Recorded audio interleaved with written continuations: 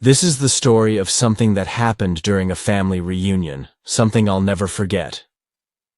I'm going to tell you exactly how it all went down. Just listen carefully because by the end, you might think twice before ever going to a reunion again.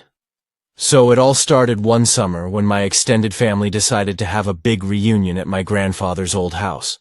The house was in a quiet countryside area, surrounded by trees and fields. It had this weird charm, you know? Like, it was peaceful, but a little too quiet. My cousins, aunts, uncles, everyone was going to be there. We hadn't seen each other in years, so it was a big deal. We arrived around noon on a Friday. The weather was perfect. Warm sunlight, a soft breeze, birds chirping. The house looked almost the same as I remembered it from my childhood. Tall, old, and made of dark wood that creaked when you walked. There was a long gravel path leading up to it and a wind chime on the porch that made this eerie sound whenever the wind blew. I noticed right away that Grandpa wasn't there to greet us, which was odd. He was supposed to be the one hosting. My mom said he was probably just resting, and not to worry. So we unpacked and started settling in. By evening, everyone had arrived. We had dinner outside, barbecue, music, laughter. It was one of those moments that felt too perfect. But when night came, things started to feel off. It began with the power cutting out just after 9 p.m. We were all inside by then, telling stories and playing cards.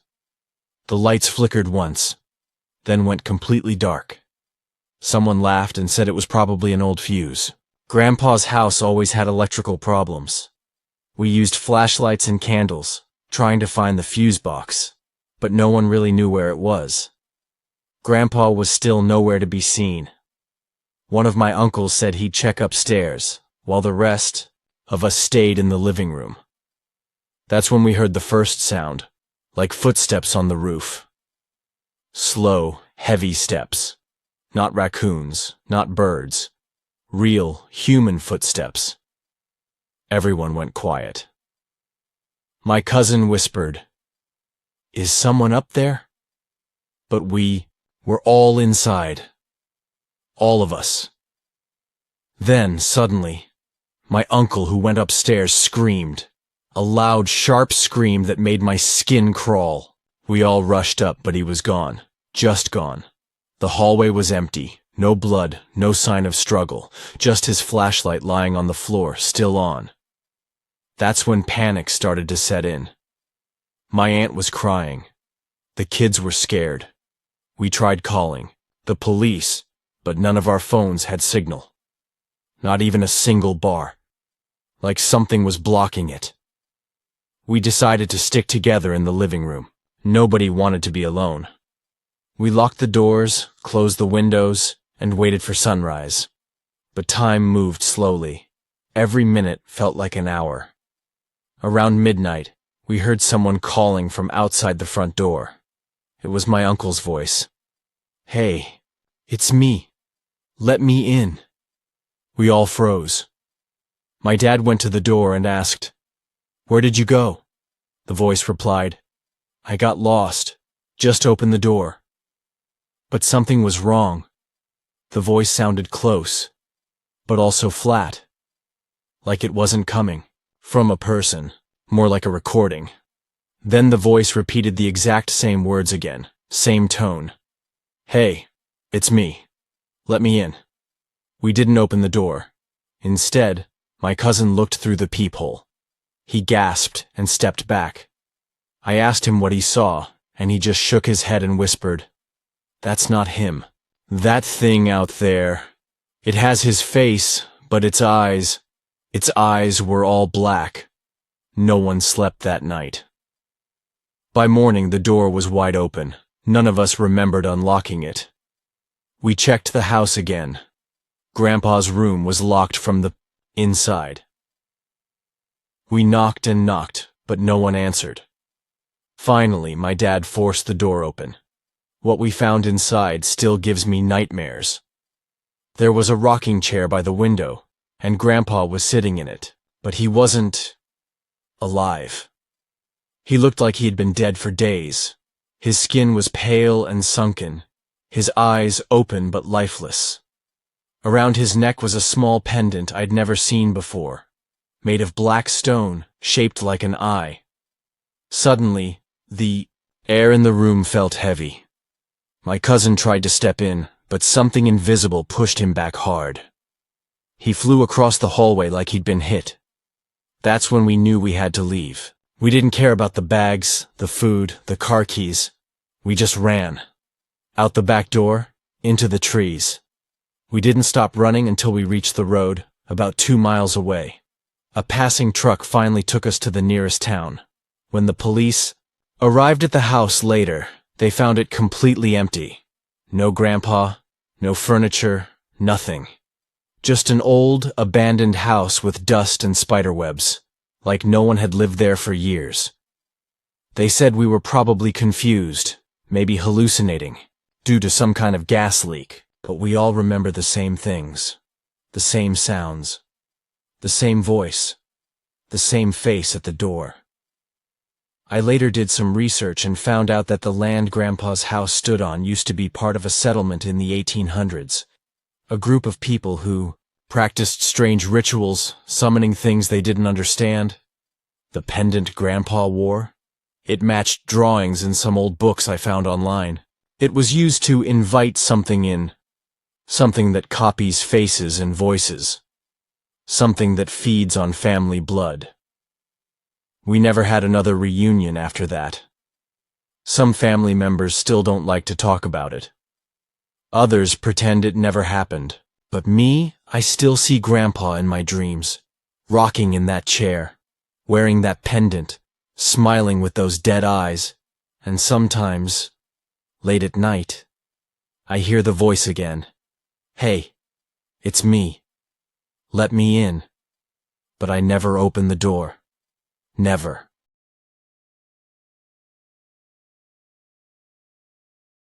This is the story of something that happened to my friend Josh. A family reunion turned into something no one expected. I'm going to tell you what he told me, word for word, and I want you to really listen. Because once you hear it, you might start looking at your own family a little differently. So, Josh's family wasn't exactly close. They drifted apart over the years. Arguments, secrets, all that stuff. But one summer, his grandmother decided to bring everyone together. She planned this big family reunion at her house deep in the woods, miles from any town. No internet, barely any cell signal. Just trees, a big cabin, and a bunch of relatives who didn't really like each other. Josh didn't want to go at first, but his mom begged him. For Grandma, she said. It might be her last one. So they packed their things and drove 6 hours to the cabin. When they got there, it looked pretty normal at first. The house was old, sure. 2 stories, a little run down, but cozy. Grandma was on the porch, smiling, arms wide open. She hugged everyone, even the ones who barely remembered her. There were uncles, aunts, cousins, some Josh hadn't seen since he was 10. Inside, the cabin smelled like old wood and cinnamon. There were old family photos on the walls, some too faded to see clearly. Josh noticed something strange, though. In every photo, someone's face was scratched out. Not just torn or faded, literally scratched out with something sharp. He asked his grandma about it, and she just smiled and said, "Some people don't deserve to be remembered." That night, they had dinner together around a long wooden table. Grandma made roast chicken, potatoes, pie. It was a feast. But the conversation was weird. People whispered instead of talking. Some barely ate. And every time someone mentioned leaving early, Grandma would look at them with this sharp, cold smile and say, "No one leaves until the weekend's over. It's tradition." Josh didn't think much of it at first. Families are weird, right? But things started getting stranger. The next morning, His cousin Rebecca was gone. Her stuff was still in the guest room, but her bed was empty. Her phone was there too. Everyone acted like it was nothing. She probably went for a walk, someone said. She's an early riser. Except she didn't come back. Not that day. Not the next. On the second night, Josh woke up around 2 a.m. to use the bathroom. As he passed the hallway, he heard whispering. He followed it to the staircase. Downstairs, in the living room, he saw candlelight. He crept down slowly and peeked in. What he saw chilled him to the bone. Half his family was standing in a circle, holding hands, chanting something in a language he didn't understand. In the center of the circle was Rebecca. She wasn't moving. Her eyes were closed, and there was something painted on her forehead, some kind of symbol. Black, swirling lines that pulsed like they were alive. Josh gasped. The chanting stopped. Heads turned. But before anyone could see him, he ran back to his room and locked the door. He didn't sleep at all that night. The next morning, Rebecca was back at the table, eating breakfast like nothing happened. But something was off. Her eyes were blank. She didn't talk, didn't smile, just sat there, chewing slowly, staring at her plate. Josh tried to talk to her later, alone. He said, "Hey, are you okay? What happened last night?" She looked at him. Her lips moved like she was about to speak, but then Grandma appeared, behind her. "Everything's fine," Grandma said sweetly. "Rebecca's just tired." Josh wanted to leave. He told his mom they had to go, but his mom didn't listen. She said, "Don't be rude, Josh. We came here for family. Just a couple more days." So Josh stayed, but he started paying attention, watching, listening. That night, it happened again. This time, it was Uncle Steve. Same chanting, same circle, same symbol. Josh stayed hidden, watching from behind the stairs. But this time, the chanting ended with a scream. A horrible, gurgling scream that echoed through the house, then silence. The next day, Uncle Steve was sitting at the table, quiet, blank. Just like Rebecca. Josh had had enough. He packed his bag and decided to walk down the road until he got a signal. But when he opened the front door, he saw something that made his stomach drop. There was no road, just trees. Endless trees. Where the driveway had been yesterday, now there was forest. Thick, dark, silent. No path. No sign of the car, like it had never been there. He turned around, heart pounding, and saw Grandma standing behind him. "Where are you going, dear?" she asked, that same sweet but empty voice. Josh stammered, "The road. It's gone." She nodded. "Yes, it disappears for outsiders. Only family can stay." He ran. He didn't care where he was going. Just ran through the trees, branches slapping his face, thorns scratching his arms. After what felt like an hour, he came to a clearing. In the middle was an old stone altar, cracked and covered in moss. On it lay photos, family photos, faces scratched out, dozens of them. Josh stepped closer. There was a book on the altar. He opened it. Inside were names, dates, and symbols, just like the one he saw on Rebecca's forehead. His hands trembled as he flipped through the pages until he found his own name, Joshua Mitchell, age 17, marked for offering. Today's date was next to it. He slammed the book shut and turned to run, but Grandma was already standing behind him. "You should be proud," she said. "The blood must stay strong. The family must stay full. And you, my sweet boy, you're next." Her face twisted into something inhuman. Her eyes went all black. Her mouth stretched wide, wider than any mouth should. Behind her, the rest of the family stepped into the clearing, silent, expressionless, eyes dark. Josh screamed and ran again. This time, he didn't stop. He ran until he collapsed. When he woke up, it was morning, and he was on the side of a highway, alone. The police found him wandering, dirty and bloody. He told them what happened, but when they went to investigate, there was nothing. No house, no clearing, just endless woods. They said he was dehydrated, delusional. But Josh knew the truth. He never saw his family again. Not any of them. It's like they vanished. No records, no photos. Like they were erased. Except one time. Months later. He got a letter in the mail. No return address. Just a single photo inside. A photo of the family sitting at that old dinner table. And at the end, in the last chair, was Josh. Smiling. Blank-eyed. He burned the photo. But he still sees that face sometimes. In mirrors. In dreams. And every time he hears someone say, family reunion, he flinches. Because he knows, some families don't gather to reconnect, some gather to feed.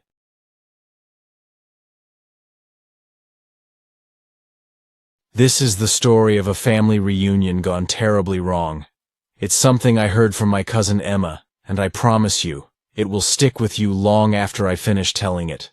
So, sit tight and listen close. This isn't just some spooky tale, it's real. At least it was real for them. Emma's family decided to have their reunion at an old lake house. The place had been in their family for generations but hadn't been used in years. It was up in the mountains, surrounded by thick woods, with a dark, cold lake right behind it. The perfect spot for a peaceful getaway, or so they thought. Everyone was excited. Cousins, aunts, uncles, grandparents, all gathering for the first time in a long time. Emma said it felt like stepping back in time.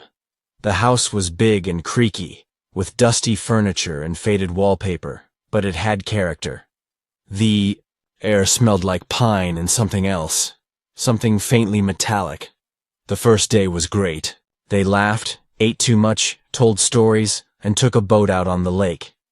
But as the sun set, a strange feeling settled over the house, like something was watching. That night, Emma woke up to a noise. A slow, dragging sound coming from downstairs. She thought maybe someone had dropped something, or maybe the wind was playing tricks. She got up, flashlight in hand, and crept down the stairs. The house was empty, no one was moving, but the noise kept coming from the basement door. Emma's heart raced as she reached the door. It was old, wooden, and locked. But the dragging noise was loud, like something was trying to get out. She knocked softly and called, "Is someone down there?" No answer. Then the door creaked open by itself. She shined her flashlight down the steps and saw nothing at first, just darkness. But then faint whispers started, low voices, calling names, the names of her family, her grandparents, her aunts and uncles, calling them to come closer. Emma's skin crawled. She wanted to run, but she heard footsteps behind her. She spun around. No one. She ran back upstairs and slammed the basement door, locked it with a heavy chair. The next morning, everyone acted like nothing happened. But Emma noticed something strange. Her Uncle Greg was missing. He hadn't eaten breakfast. His room was empty. They thought he went hiking alone. But then, things got worse. Over the next day, more family members disappeared. One by one. No notes, no messages, just gone. Emma was terrified. She tried to convince the others to leave, but the lake house seemed different, like it didn't want them to go. That night, the power went out. The wind howled. Shadows moved. In the corners of the rooms, Emma stayed up, watching the basement door. Suddenly, it opened again. This time, the whispers were louder, almost like a chant. She looked through the crack and saw something she'd never forget. In the basement, there was a circle of people. But they weren't her family. Their faces were pale, eyes hollow, and mouths sewn shut. In the center lay a small old chest. The people started moving toward the chest. One reached in and pulled out an object wrapped in cloth. Emma couldn't see what it was, but she could feel a dark energy radiating from it. Suddenly, the basement door slammed shut behind her. She was trapped. The whispers turned to screams. The shadows twisted and lunged at her. She scrambled to find a way out, but the house itself seemed alive. Walls closing in, floors creaking, doors disappearing. In the chaos, Emma found the chest. She opened it. Inside was a worn, leather-bound book covered in strange symbols. She flipped it open and saw drawings, rituals, sacrifices, names crossed out. Names that looked like her family. The realization hit her like a punch. The house wasn't just a lake house, it was a prison, and her family, they were trapped souls, sacrificed long ago. The book warned that every generation, the house would call them back, offering a reunion to feed the darkness and keep the curse alive. Emma grabbed the book and ran upstairs. The house groaned as if trying to stop her. She burst outside into the cold night air. The woods were silent, the lake still. She didn't stop running until she reached her car miles away. When she told the police, they found the house empty, like it had been abandoned for decades. Emma never went back. Sometimes, though, when she's alone, she hears the whispers, calling her name, inviting her back for the next reunion. And that, my friend, is why some family reunions should never happen. Because some places, some families, carry darkness that never leaves.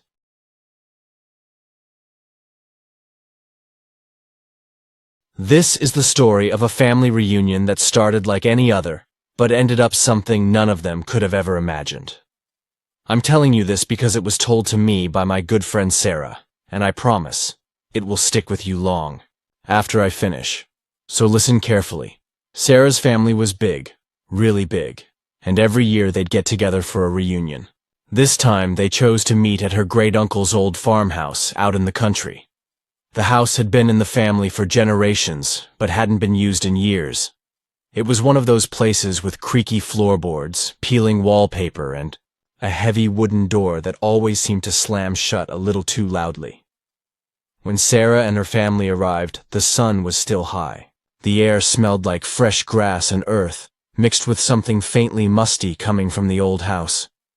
The farmhouse sat alone, surrounded by wide fields and thick woods beyond. It was beautiful, but had that eerie feeling you get when you're somewhere forgotten by time. At first, everything seemed fine. Cousins running through the fields, aunts and uncles catching up on stories, and everyone enjoying the big family dinner. The table was set long, with candles flickering, and laughter filled the air. But as the night deepened, something strange started happening. Sarah noticed it first. The clocks in the house had stopped. Not just one, but all of them. The big grandfather clock in the hall was frozen at 9:13. The kitchen clock didn't move either. The radio, too, was silent. Even the digital watch on her wrist felt like it was stuck. She mentioned it to her cousin Jake, but he just laughed it off. "Old house quirks," he said. But Sarah couldn't shake the feeling that something wasn't right. Later that evening, after most people had gone to bed, Sarah stayed up in the living room, trying to read. The wind outside was picking up, howling through the cracks in the windows. Suddenly she heard footsteps, soft but steady, coming from the hallway. She called out, "Is someone there?" No answer. The footsteps stopped right outside the door, to the basement. Sarah's heart hammered in her chest. The basement door was old and heavy, with rusty hinges. It was always locked, but tonight, the lock had been broken. Curious, but scared, she crept down the steps, flashlight in hand. The basement was cold and damp, filled with boxes and old furniture covered in white sheets. But what caught her attention was a large wooden chest in the corner, carved with strange symbols she didn't recognize.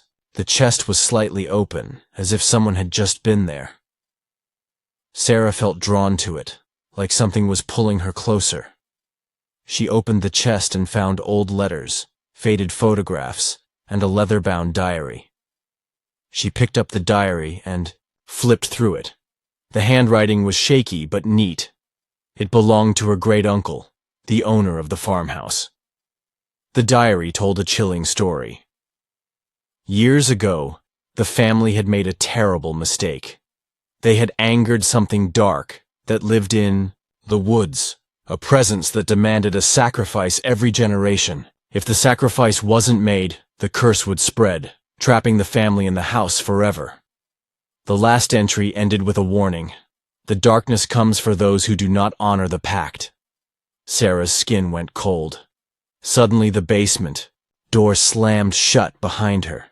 She tried to open it, but it was stuck tight. The flashlight flickered and died, leaving her in complete darkness. Panic set in as whispers filled the air, soft voices chanting, calling names she recognized, the names of her family members. She fumbled for her phone, but there was no signal. The basement seemed endless, like the walls were closing in. Then, through the blackness, she saw faint glowing eyes staring at her. Figures stepped forward, shadowy, shapes with twisted faces, half human, half animal. Their mouths moved, but no sound came out. Sarah screamed and backed into the chest, pulling it closed with all her might. The basement shook, and the whispers grew louder. Suddenly, the door creaked. Open! She ran up the stairs as fast as she could, bursting into the kitchen. The house was empty. Everyone had vanished. Outside, the wind howled like a beast, bending the trees. Sarah grabbed her phone and tried calling her family, but there was only static. She decided to leave. As she opened the front door, she saw something that froze her in place. In the yard stood a figure, her great-uncle, pale and thin, his eyes black as coal. He smiled, but it wasn't a warm smile. It was cold, cruel. "The pact must be kept," he said in a voice like broken glass. Sarah turned and ran for the car. As she drove away, the farmhouse disappeared behind her, swallowed by the night and the woods. She never heard from her family again. Months later, she found a package on her doorstep. Inside was the diary, the chest's letters, and a note. It read, "The family will always call. You can't run from the past." Sarah locked the diary away, but sometimes, when the wind is just right, she hears the whispers calling her name. And that's the thing about some family reunions. They're not about coming together. Sometimes they're about facing the darkness you never knew was waiting.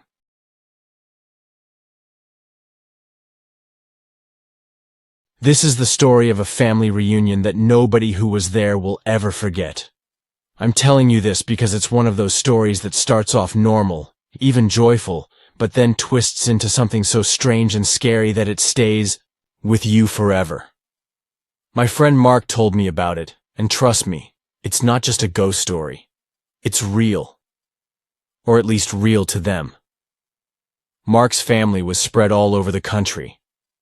They didn't see each other much, so when the reunion invitation came, everyone was excited. This time the gathering was at a big old mansion that had belonged to Mark's great-grandfather.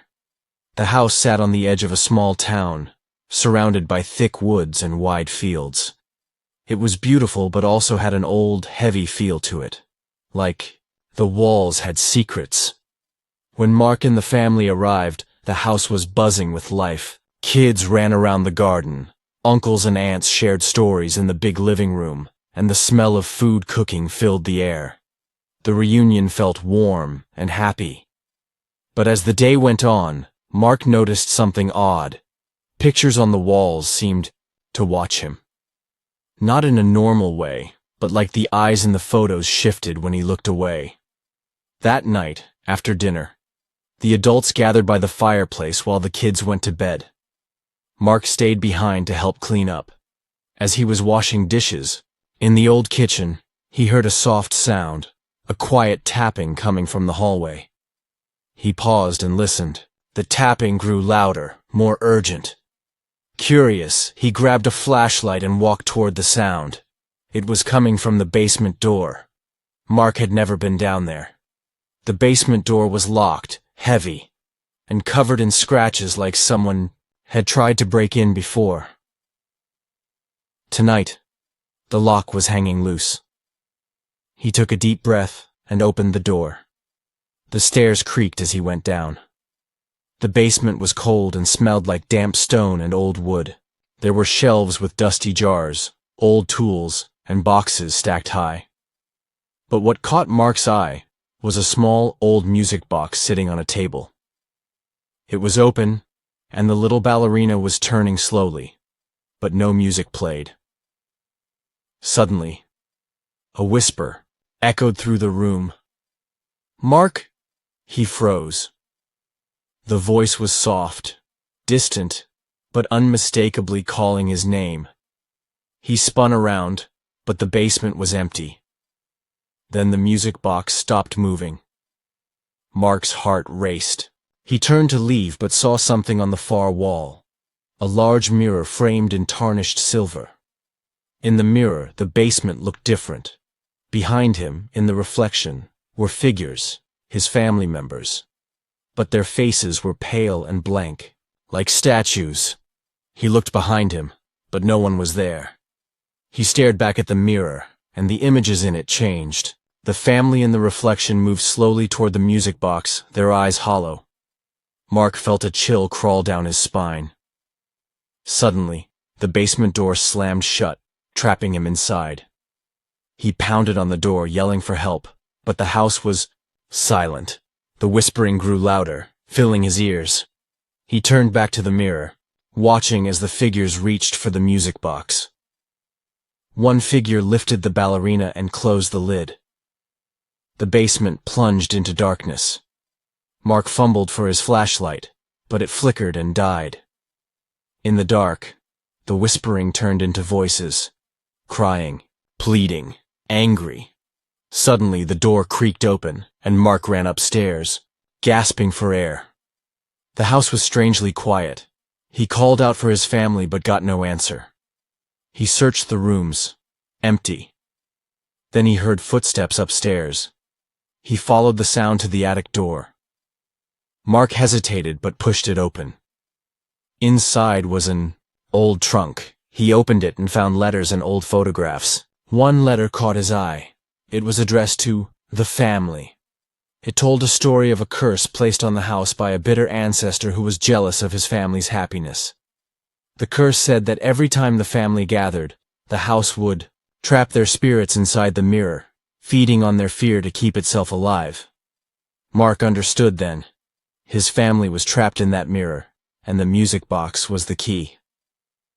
He rushed back to the basement. The music box was on the table, still, closed. Mark opened it. A soft melody filled the room. He looked into the mirror and saw his family smiling back at him, alive again. With tears, he reached out to touch the glass, and suddenly, the figures stepped through. His family was free. But the house groaned and began to shake. Mark ran out, locking the basement door behind him. The next morning, the house looked abandoned again. Mark's family was safe, but the memory of the reunion haunted them. They never went back, and sometimes, late at night, Mark says he still hears the music box's melody, faint and distant, reminding him that some family reunions come with a price. So remember, not every old house is just a house, and sometimes, family ties are stronger and darker than we ever imagine.